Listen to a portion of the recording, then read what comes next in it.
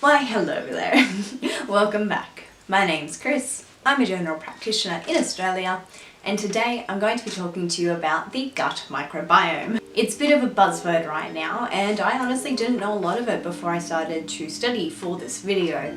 So, if you're interested, if you've ever thought, what is the gut microbiome? Why should I care about it? What the heck's a pre or a post or a probiotic? Then you've come to the right video. So let's break it down, shall we? So, obviously I'm talking mostly about the gut microbiome, but to talk about it, we need to know what the heck a microbiome is. So we can break it down with language, so micro meaning small, microscopic, tiny, and biome, which is a biota or a living entity. The microbiome is essentially an ecosystem of living bacteria, viruses, and other pathogens which live in our different systems. So we have a different microbiome on our skin, in our mouth, in our respiratory tract, and of course, in our gut. You heard that right. We have living bacteria and viruses absolutely everywhere, and they are vital to living. Our microbiome contributes to our metabolism and to our immune function. So yeah, really important. How many times can I say that in a row? Because of this fact, the study of the human microbiome is ever expanding. Obviously, there's going to be studies and evidence about all sorts of body systems, but today I am focusing on the gut. The microbiome in the gut varies a lot in comparison to other body areas for several reasons. Think about it in that the gut function varies a lot to the respiratory function.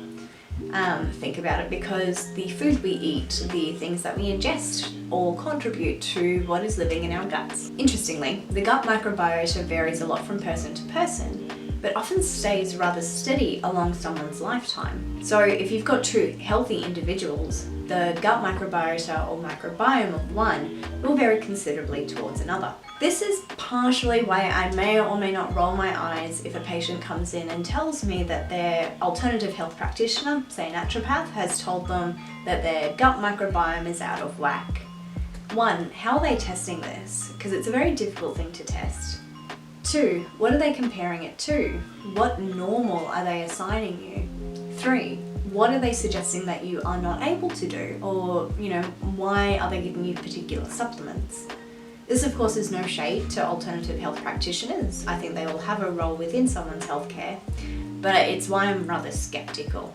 That being said, I do appreciate that this is an evolving space and that there are researchers who are dedicated only to learning about the gut microbiome, and they may not all be Western trained doctors like myself. So I'm totally open to that. I just find it very interesting, and again, I've got a level of what I hope is healthy skepticism. So we know what a gut microbiome is, at least to an extent. So what does it do? What's the point of having these living bacteria and viruses and so on in our guts? Well, as I alluded to, the microbiome is actually very vital to normal functioning. In the gut, this of course is digestion and nutrition. And the microbiome itself can actually metabolize nutrients that otherwise we wouldn't be able to process without it. So certain fibres we eat are indigestible, but with a certain type of bacteria in our gut, all of a sudden we are able to pull nutrients from that. And these nutrients can be very, very beneficial to one's health. Now, if you've been around for a while, you know that when it comes to the real sciencey stuff, I don't trust myself to memorize everything because I've got a lot up there. So I will be reading from my phone for this next part. So, for example, microbiomes can liberate short-chain fatty acids from dietary fibres, like I said, that are normally indigestible to the average person. These short-chain fatty acids are vital for intestinal mucosa and for immune response modulation. So without particular gut microbiomes, that fibre would pass through us, and our gut lining wouldn't be as healthy, and our immune responses would be diluted. It doesn't stop there though, because our immune system is always on the lookout for pathogens, something to fight, something to defend us against. So it always has to be learning about what things not to fight as well, including what is in our gut microbiome. In turn, the gut microbiome needs to teach the immune system to help regulate it to essentially make this process a two-way street. So an important term to know is that when the gut microbiome is altered or dysfunctional, This is called dysbiosis. So dysbiosis in the gastrointestinal tract doesn't just lead to gastrointestinal tract issues, but to issues across all health systems. So for example, and I'm reading from this study, there was a study that showed that vegans had a very different fecal microbiota, which led to a decreased level of a metabolite known as trimethylamine N-oxide. So this metabolite is what we call pro-atherosclerotic, which means that it contributes to the production of plaques that harden arteries, constrict them, and can lead to heart attacks and strokes. So clearly, having less of that is good for you. So they argue that the vegan diet is better for heart health because of this. And for, I'm sure, other reasons as well, but this is one study that is in benefit of that. Omnivorous patients were also reviewed, and they found that these metabolites were suppressed in some patients who were treated with certain antibiotics. So, interestingly, it's not just that the different diets had different microbiomes, but in omnivorous patients, so patients who did eat meat and animal products, they would often have microbiome, so bacteria or viruses that processed foods and increased the level of these metabolites that caused atherosclerosis. And yet antibiotics helped. So clearly there are good microbiomes and bad microbiomes. And that's what I wanted to highlight here.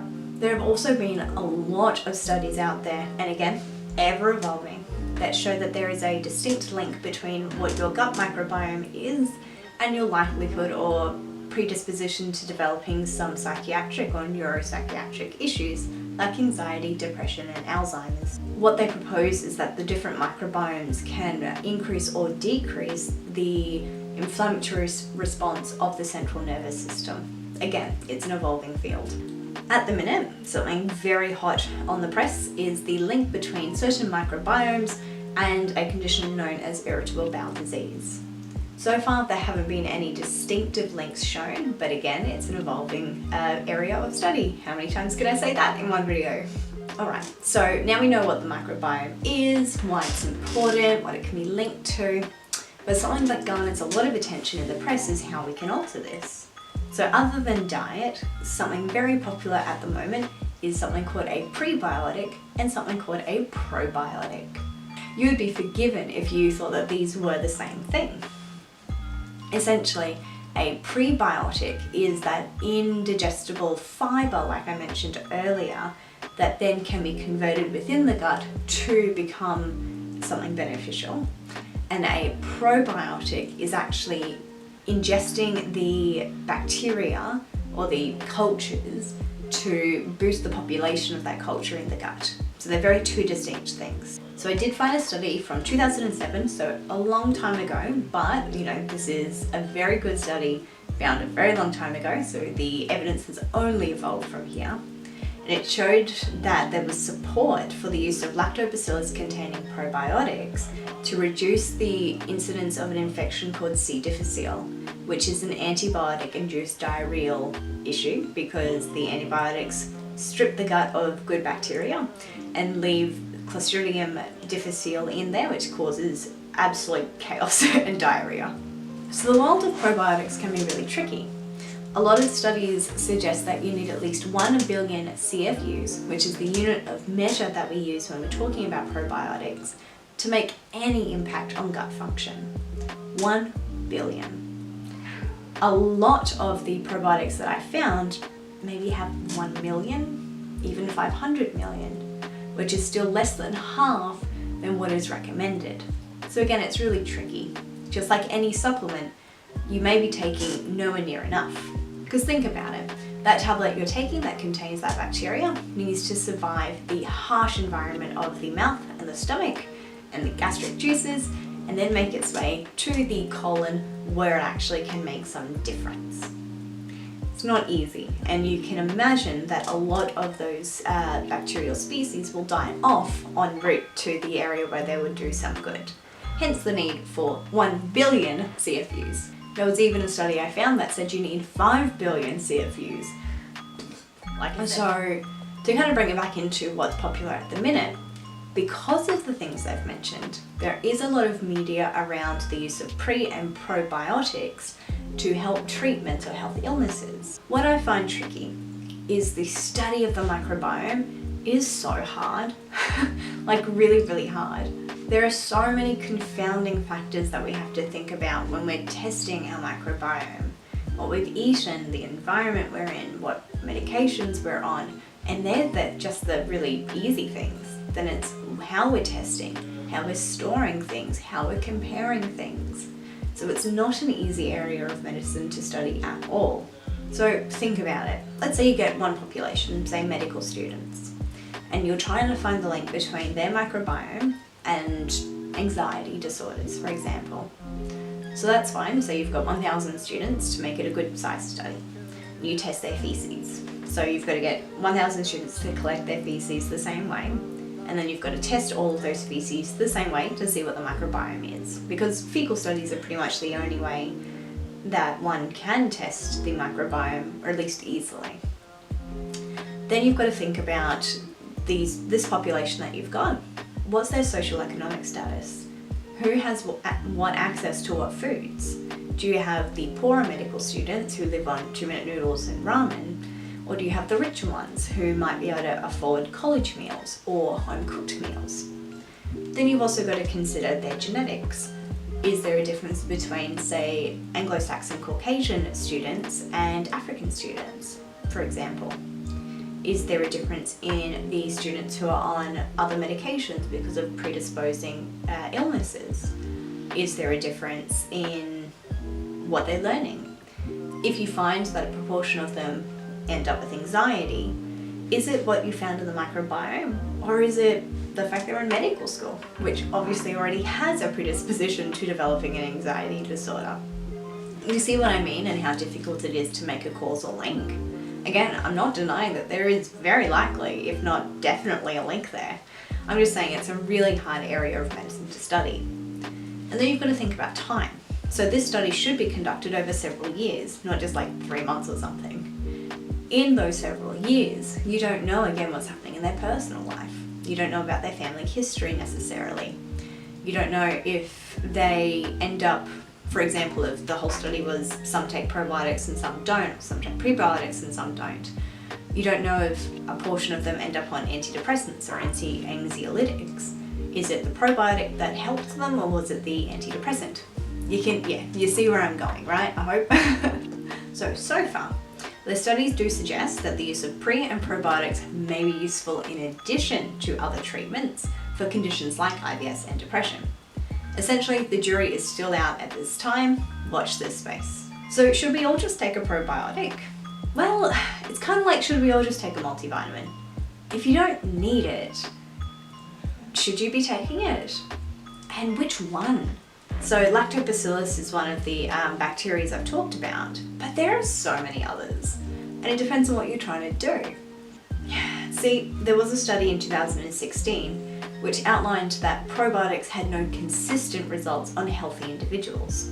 I don't know what they decided was healthy or not, I'm sure we could look into it further, but yeah, so far no consistent evidence. They're very, very unlikely to harm you, mind you, just like a multivitamin. But what I found interesting looking at all of these studies was there wasn't a very consistent reporting of adverse events. So if there was harms, they haven't been reported. So right now, there's no quiz, no feces test, no breath test, no blood test that can tell you what your microbiome is at this moment in time and what you need for effective function. So it's really hard to say.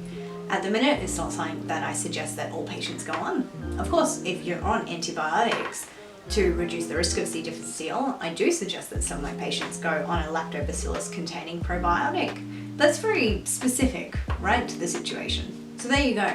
The gut microbiome is an ever-evolving area of medicine, and I do not claim to be an expert. There is some good evidence saying that it can support general health overall, but there's not a lot of evidence yet. The jury is still out as to whether or not taking a pre or a probiotic every day is useful, but again, it's an evolving space. If you found this useful, leave me a comment, click like, click share, click subscribe, and let me know what you want from me next. Until next time though guys, stay safe, stay healthy, and I'll catch you later. Bye.